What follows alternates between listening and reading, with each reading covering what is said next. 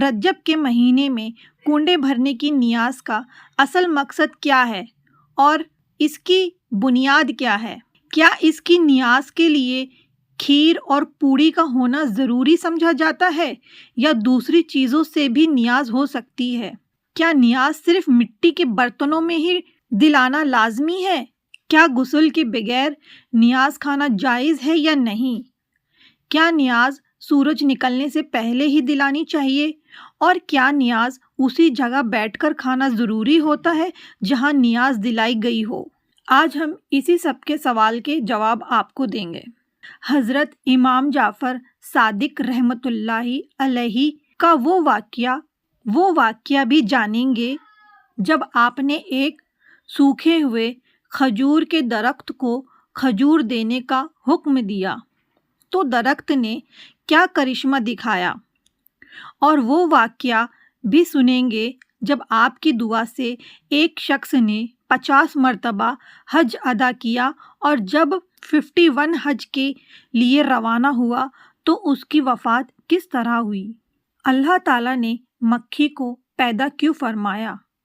झूठ बोलने वाले को धोखेबाज क्यों कहा गया है? बेवकूफ़ आदमी से दोस्ती करने के क्या नुकसानात हो सकते हैं? और मुश्किल वक्त में कुछ लोग साथ क्यों छोड़ देते हैं? इन तमाम सवालों के जवाब आपको बहुत ही आसान और समझने के लायक अंदाज में बताए जाएंगे। वीडियो बहुत दिलचस्प और इल्म से भरा हुआ है, इसलिए आखिर तक ज़रूर देखिए। तो चलिए शुरू करते हैं। दोस्तों, हज़रत इमाम हुसैन रदी अल्लाह ताला अन्हु के पड़पोते और अजीम बुज़ुर्ग हज़रत इमाम जाफ़र सादिक रहमतुल्लाह अलैहि की विलादत 17 रबीउल अव्वल 80 या 83 हिजरी को मदीना मुनव्वरा में हुई। ये मुबारक दिन पीर का था। अबू अब्दुल्ला और अबू इस्माइल बयान की जाती है, जबकि आपके लक़ब यानी मशहूर ख़ास नाम सादिक, फ़ाज़िल और ताहिर हैं। आपको सादिक इस वजह से कहा गया क्योंकि आप सच्चाई के पाबंद थे और हमेशा हक बात फरमाते थे। आपका नाम और आपका किरदार दोनों एक दूसरे की तस्दीक करते थे।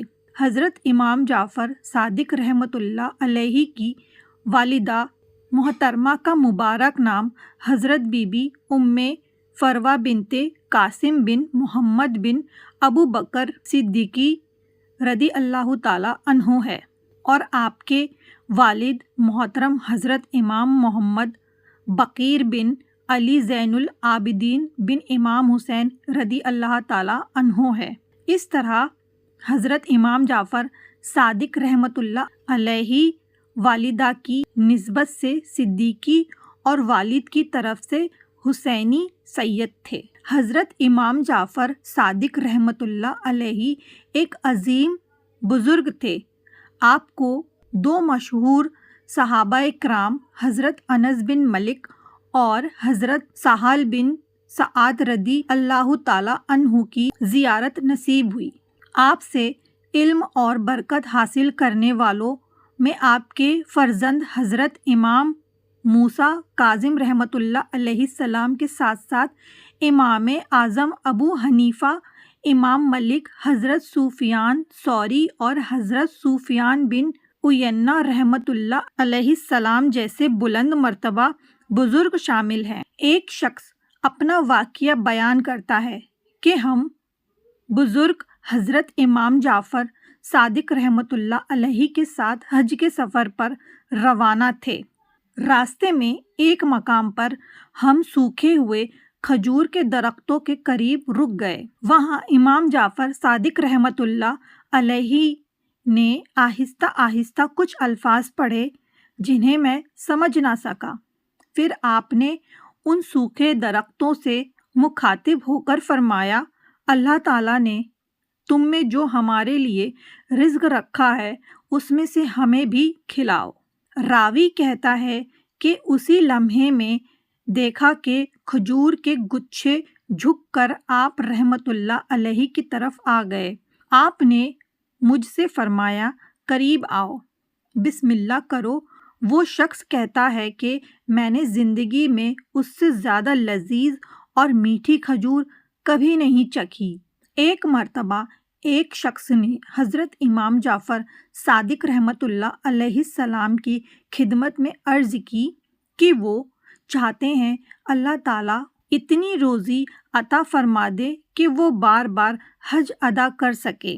آپ رحمت اللہ علیہ نے اس کے لیے دعا فرمائی، اے اللہ پاک اس بندے کو اتنا مال عطا فرما کہ یہ اپنی زندگی میں 50 مرتبہ حج کر سکے۔ اللہ تعالیٰ نے دعا قبول فرمائی اور اس شخص کو اتنی دولت نصیب ہوئی کہ اس نے واقعی پورا 50 حج ادا کی۔ لیکن جب وہ 51 مرتبہ حج کے ارادے سے روانہ ہوا اور مقام ضحافہ پر پہنچا تو غسل کرنے کے لیے پانی کے ایک نہر میں اتر گیا۔ وہاں پانی کی تیز روانی نے اسے اپنی لپیٹ میں لے لیا اور وہ بہتے ہوئے پانی میں ڈوب کر وفات پا گیا۔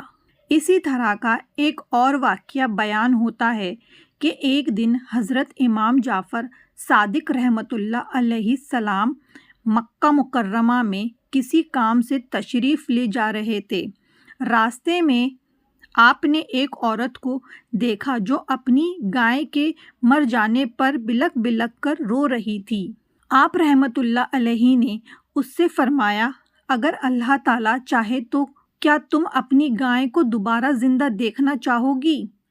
عورت نے سمجھا کہ شاید مذاق کیا جا رہا ہے اور عرض کی، آپ اس حال میں مجھ سے مذاق کر رہے ہیں جبکہ میں پہلے سے مصیبت میں ہوں۔ اس پر آپ رحمت اللہ علیہ نے فرمایا، میں تم سے مذاق نہیں کر رہا۔ پھر آپ نے اللہ تعالیٰ سے دعا فرمائی اور گائے کے سر اور پاؤں کو پکڑ کر ہلایا اور اللہ کے حکم سے وہ گائے فوراً اٹھ کر کھڑی ہو گئی۔ سبحان اللہ۔ ایک شخص کا بیان ہے کہ اس نے مکہ مکرمہ سے ایک چادر خریدی اور دل میں یہ نیت کر لی کہ اس چادر کو زندگی میں کبھی کسی کو نہیں دے گا بلکہ اپنے انتقال کے بعد اسے تبرک سمجھ کر اپنے کفن کے لیے رکھے گا۔ وہ کہتا ہے کہ جب میں میدان عرفات سے مزدلفہ پہنچا تو راستے میں میری وہ چادر کہیں گم ہو گئی۔ اس بات کا مجھے بہت زیادہ افسوس ہوا۔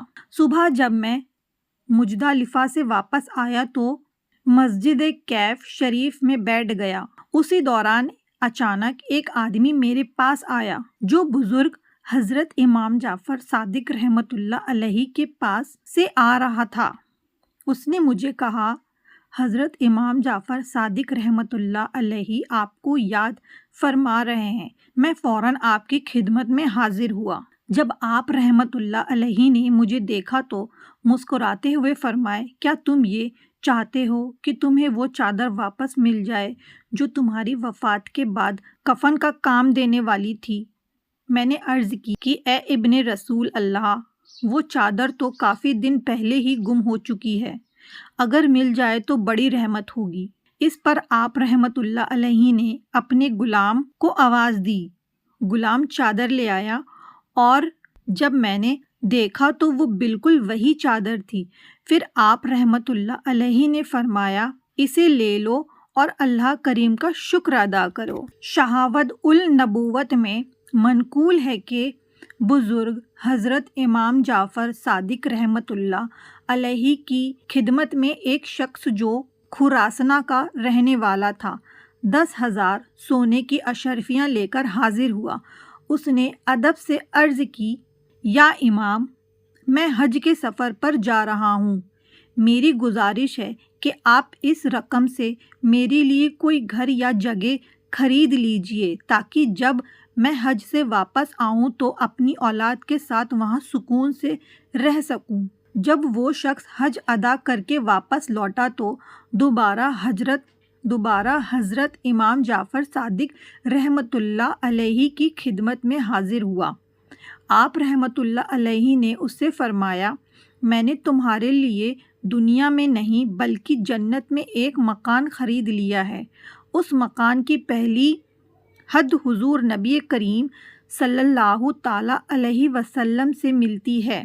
دوسری حد حضرت علی المرتضیٰ رضی اللہ تعالیٰ عنہ پر، تیسری حد امام حسن رضی اللہ تعالیٰ عنہ پر، اور چوتھی حد حضرت امام حسین رضی اللہ تعالیٰ عنہ پر ختم ہوتی ہے۔ اور لو، میں نے اس کا لکھا ہوا سند نامہ بھی تیار کر دیا ہے۔ یہ بات سن کر وہ خراسانی شخص انتہا خوشی میں ڈوب گیا، خط حاصل کر کے اپنے گھر چلا گیا، مگر گھر پہنچتے ہی وہ اچانک سخت بیمار ہو گیا۔ اس نے اپنے گھر والوں کو وصیت کی کہ جب میرا انتقال ہو جائے تو یہ خط میری قبر میں رکھ دینا۔ چنانچہ اس کے انتقال کے بعد جب اسے دفن کیا گیا تو گھر والوں نے اس خط کو قبر میں رکھ دیا، لیکن اگلے دن جب لوگ قبر پر آئے تو حیرت انگیز منظر دیکھا۔ وہی خط قبر کے اوپر رکھا ہوا تھا اور اس کے پچھلے حصے پر لکھا تھا، امام جعفر صادق نے جو وعدہ کیا تھا وہ پورا کر دیا گیا، یعنی اللہ تعالیٰ کے فضل سے اس شخص کو جنت میں شاندار مکان عطا فرما دیا گیا۔ سبحان اللہ۔ حضرت امام جعفر صادق رحمۃ اللہ علیہ السلام ایک مرتبہ خلیفہ منصور کے دربار میں تشریف فرمائے۔ اس وقت بار بار مکھیاں خلیفہ کے چہرے پر آ کر بیٹھ رہی تھیں، جس سے وہ سخت پریشان ہو گئے۔ تنگ آ کر ان سے عرض کی، اے ابو کی جیسی چھوٹی سی مخلوق کو کیوں پیدا فرمایا؟ حضرت امام جعفر صادق رحمۃ اللہ علیہ نے نہایت حکمت بھرے الفاظ میں جواب دیا، جو اصل میں خلیفہ کے لیے ایک سخت سبق تھا۔ آپ رحمۃ اللہ علیہ نے ارشاد فرمایا، تاکہ اللہ تعالیٰ ظالموں اور تکبر کرنے والوں کو ان کی حیثیت یاد دلا دے اور انہیں ذلیل کریں۔ صحابہ اور اہل بیت سے محبت رکھنے والوں، حضرت امام جعفر صادق رحمۃ اللہ علیہ بلند نسب ہونے کے باوجود نہایت عزیز اور انسانیت کا پیغام تھے۔ آپ کبھی اپنے خاندانی شرافت پر غرور نہیں کرتے تھے۔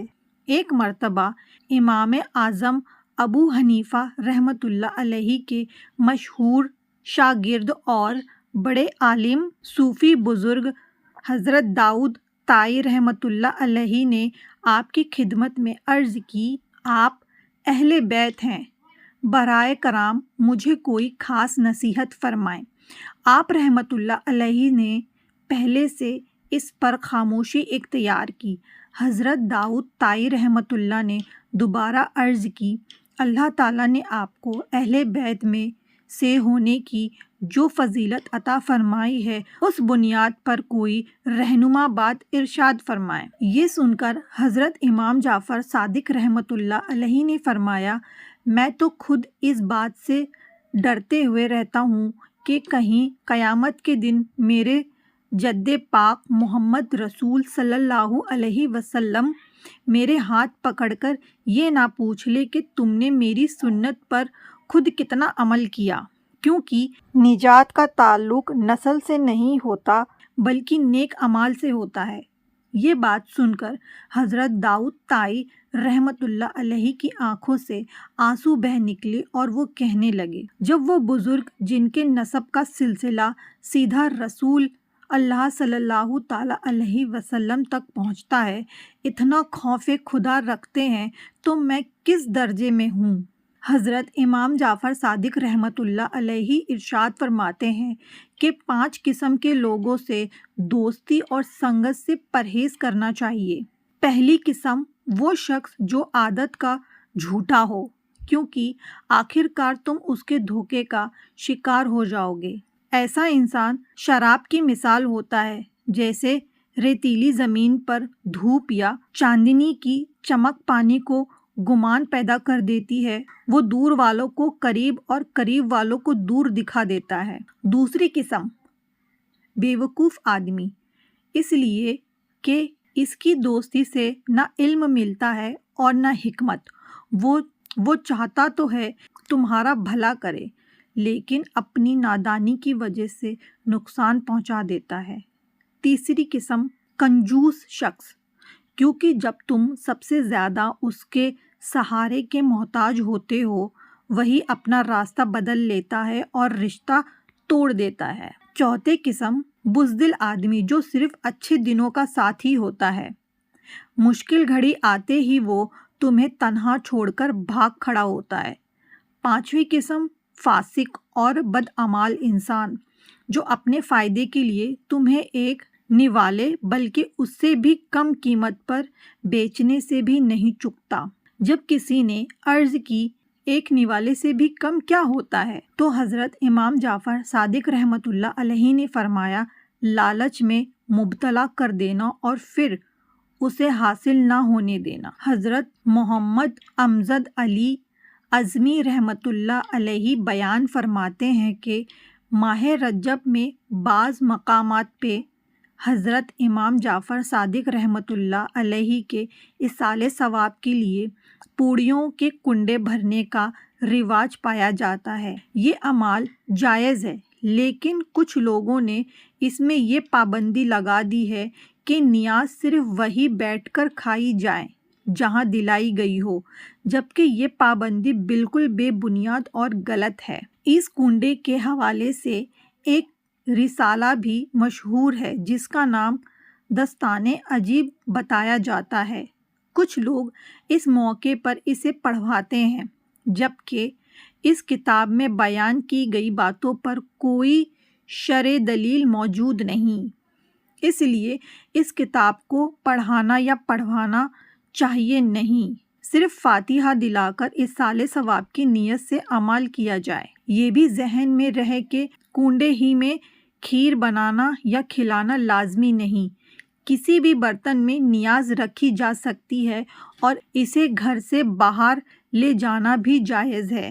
حقیقت یہ ہے کہ نیاز اور فاتحہ کا اصل بنیاد ایصال ثواب ہے، اور کنڈے کی نیاز بھی ایصال ثواب کی ایک صورت ہے۔ ایصال ثواب کا تصور قرآن کریم اور احادیث مبارک سے ثابت ہے۔ ثواب پہنچانا صرف دعا کا ذریعہ بھی ہو سکتا ہے اور کھانا وغیرہ تیار کر کے اس پر فاتحہ دلا کر بھی۔ اس عمل کو ناجائز کہنا شریعت پر بہتان لگانے کے برابر ہے۔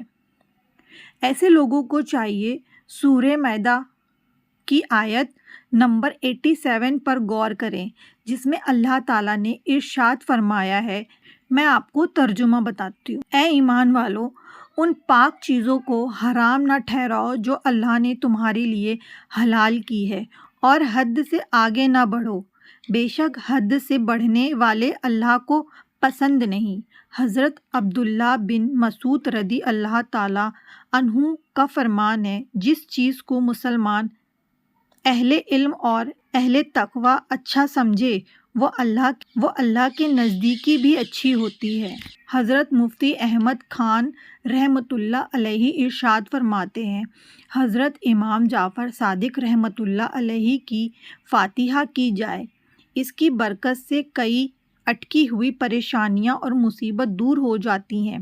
حضرت امام جعفر صادق رحمۃ اللہ علیہ کے ایصال ثواب کے لیے مسلمانوں کا درمیانہ کنڈے کی نیاز کا عمل کافی مشہور ہے۔ کنڈے کے مشہور ہونے کی اصلی وجہ مجھے کسی کتاب کے طور پر نہیں ملی، لیکن اپنے تجربے سے اتنا ضرور کہہ سکتی ہوں کہ بنا چمک دی ہوئی مٹی کے کنڈے جن میں باریک باریک مسام ہوتے ہیں، انہیں جمائی ہوئی کھیر زیادہ لذیذ ہوتی ہے۔ آج بھی کئی گھروں میں دیکھا جاتا ہے کہ رسوئی میں بنا پالش کی ہوئی کوری مٹی کی چھوٹی کٹوریوں میں کھیر جما دی جاتی ہے، اور ان برتن میں تیار ہونے والی کھیر کا ذائقہ واقعی لاجواب ہوتا ہے۔ اس کے مقابلے میں جب کھیر اسٹیل کے برتن میں جمائی جائے تو وہ لذت محسوس نہیں ہوتی جو مٹی کے برتن میں ہوتی ہے۔ اللہ کی راہ میں پیش کی جانے والی چیز، چاہے وہ نیاز ہو یا فاتحہ، جتنی عمدہ اور لذیذ ہوتی ہے اتنا ہی زیادہ ثواب ملنے کی امید ہوتی ہے، اور مسلمان کے دل میں خوشی اور اطمینان پیدا ہوتا ہے۔ جس شخص نے کنڈوں کی نیاز کا سلسلہ شروع کیا ہوگا وہ اس حکمت کو سمجھتا ہوگا، لیکن وقت کے ساتھ لوگ اصل وجہ بھول گئے ہیں اور صرف رسم کا نام باقی رہ گیا۔ یہ بھی یاد رہے کہ حضرت امام جعفر صادق رحمۃ اللہ علیہ کی نیاز کسی بھی حلال چیز پر کی جا سکتی ہے۔ ضروری نہیں کہ ہمیشہ کچھ پکایا یا کھلایا جائے، بلکہ صرف درود شریف پڑھ کر بھی ایصال ثواب کی نیت سے ثواب پہنچایا جا سکتا ہے۔ ماہ رجب ہی نہیں بلکہ پورے سال جب چاہیں کنڈے کی نیاز کے ذریعے ایصال ثواب کیا جا سکتا ہے۔ بہتر اور مناسب بات یہی ہے کہ 15 رجب کے کنڈے کیے جائیں، کیونکہ یہی حضرت امام جعفر صادق رحمۃ اللہ علیہ السلام یوم وصال ہے۔ اس بات کا ذکر فتویٰ فقیہ ملت جلد 2 صفحہ 265 پر بھی ملتا ہے، جہاں واضح طور پر لکھا ہے حضرت امام جعفر صادق رحمۃ اللہ علیہ کی نیاز 15 رجب کو کی جائے، کیونکہ حضرت کا وصال بھی اسی تاریخ کو ہوا۔ اسی سے یہ بات بھی بالکل صاف ہو جاتی ہے کہ نیاز کے لیے کھیر پوڑی کا ہونا لازمی نہیں۔ آپ کسی بھی حلال چیز پر نیاز دلا سکتے ہیں۔ اسی طرح یہ بھی ضروری نہیں کہ نیاز صرف مٹی کے برتن میں ہی ہو، بلکہ کسی بھی برتن میں نیاز دلائی جا سکتی ہے۔ اور یہ جو عام غلط فہمی پھیلی ہوئی ہے کہ غسل کے بغیر نیاز نہیں کھا سکتے، تو یہ بات درست نہیں۔ غسل کے بغیر بھی نیاز کھانا جائز ہے۔ اسی طرح نیاز کے لیے کسی خاص وقت کی پابندی نہیں، سورج اگنے سے پہلے ہی نیاز دلانا ضروری سمجھنا صحیح نہیں۔ اور آخری بات یہ کہ نیاز کسی بھی جگہ بیٹھ کر کھائی جا سکتی ہے۔ یہ شرط لگانا کہ وہیں بیٹھ کر کھانی ہوگی جہاں نیاز دلائی گئی ہو، بالکل بے اصل ہے۔ میں آپ لوگوں سے معافی چاہتی ہوں، اگر میرے بیان کرنے میں کوئی حرف غلط ہو گیا ہو تو مجھے معاف کر دیں، کیونکہ اتنا بیان کرنا ایک ساتھ لازمی نہیں ہوتا، لیکن پھر بھی میں یہ چاہتی ہوں آپ تک مین پوائنٹس میں پہنچا دوں۔ تو اگر کوئی بھی مجھ سے غلطی ہو گئی ہو تو اپنی چھوٹی بہن سمجھ کے مجھے معاف کر دیں، اور میری ویڈیو کو دوسرے تک ضرور شیئر کریں۔ اللہ حافظ۔